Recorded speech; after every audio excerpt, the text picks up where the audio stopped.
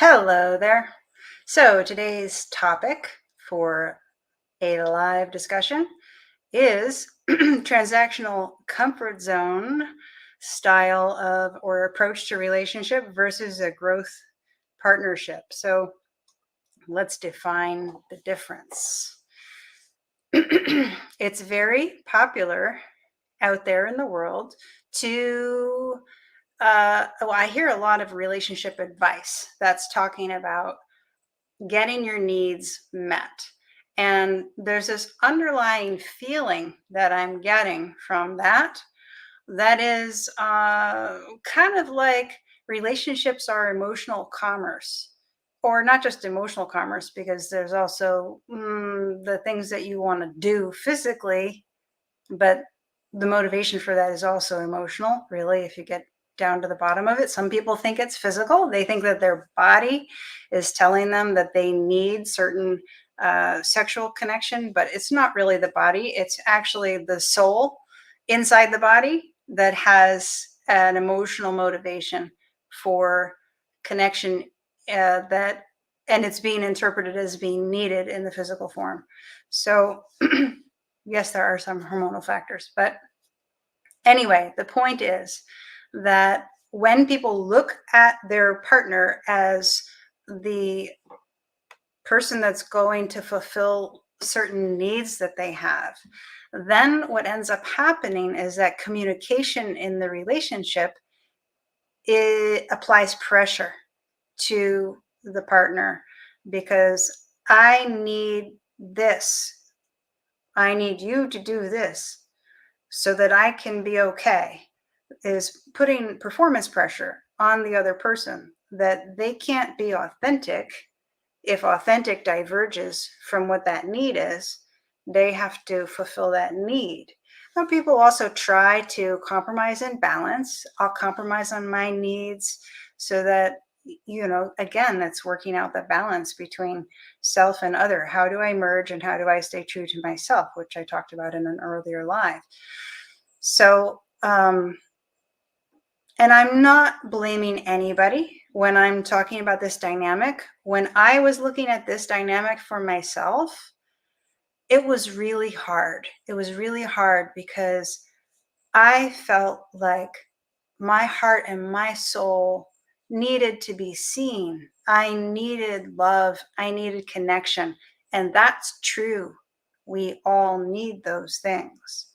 However, my idea about how to fulfill those needs was unbalanced. And that's really what I'm talking about when I'm talking about a transactional comfort zone driven relationship. It's the feeling like my idea of how to feel connected and how to feel loved is a definition that I came up with based on surviving my earlier experiences before this moment when I'm with this person. So I think that this is the love languages, is actually an expression of this. I need touch. I need words of affirmation.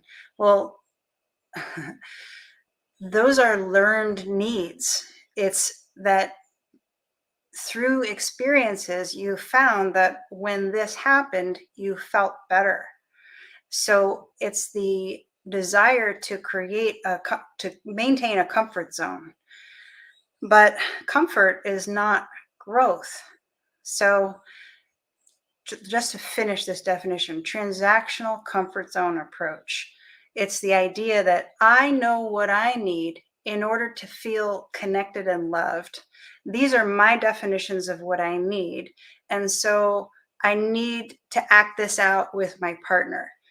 The need to act something specific out with your partner is going to lead to control dynamics and pressure in the conversation, in the communication.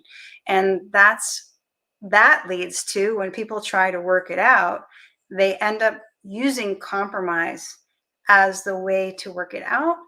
And which compromise is basically striking a deal with your partner of how much of what I want I'm going to get and how much of what I want I'm going to not get, so that I can still connect with you, and how much on the partner side are they going to get versus are they going to give up, so that we can make this work through the art of compromise.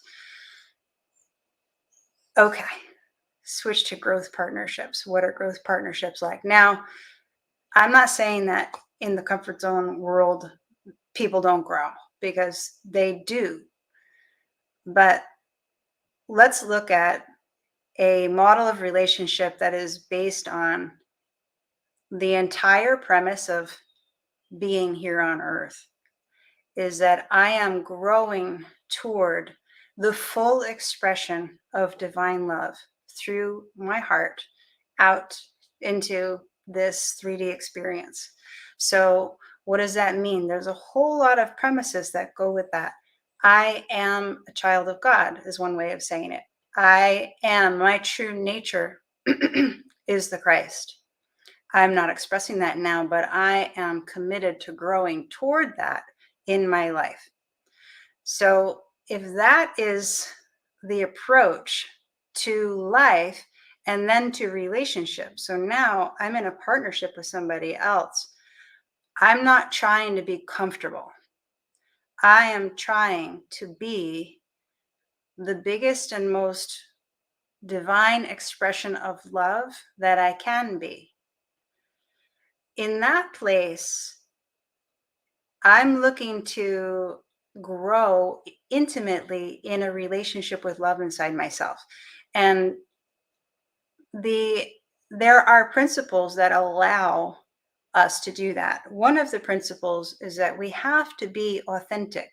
Now, authentic is a very fine line, because acting out our programming, our subconscious survival beliefs, we can do that with a level of honesty, but it's not our most authentic self.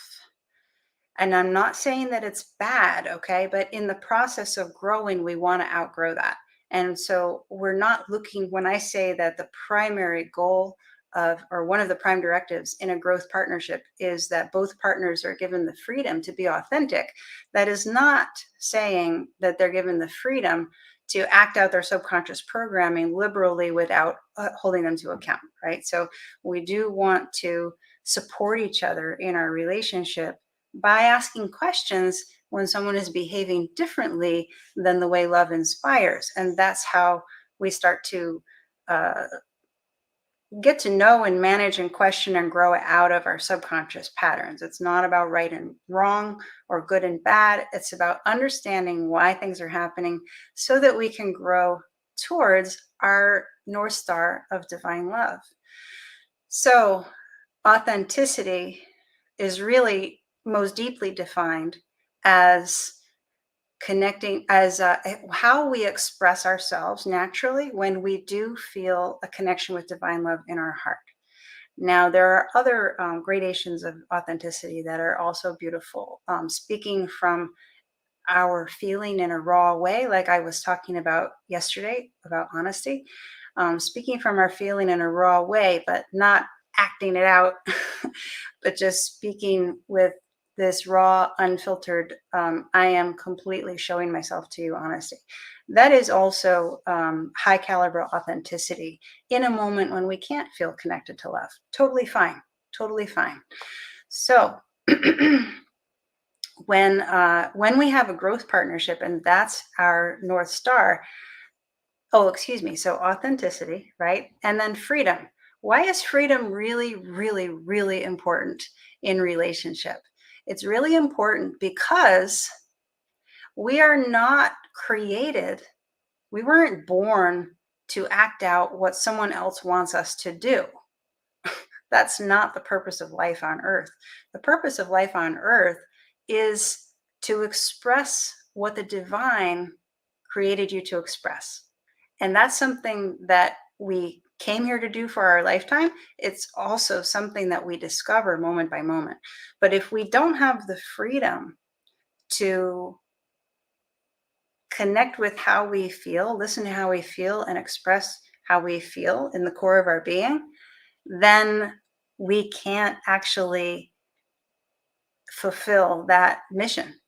because the noises in our mind of what we should do, what we think we should do, it's not even necessarily our partner controlling us. Sometimes many times we have shoulds that we grew into as part of our set of subconscious survival skills. And we're projecting the shoulds onto our partner, thinking that they think that we should do this and that they're putting the pressure on us when we're actually doing it to ourselves. So, either way, whether the partner is putting the should pressure on or you're putting the should pressure on yourself, those shoulds get in the way of being able to freely hear the voice of divine inspiration in the core of your being.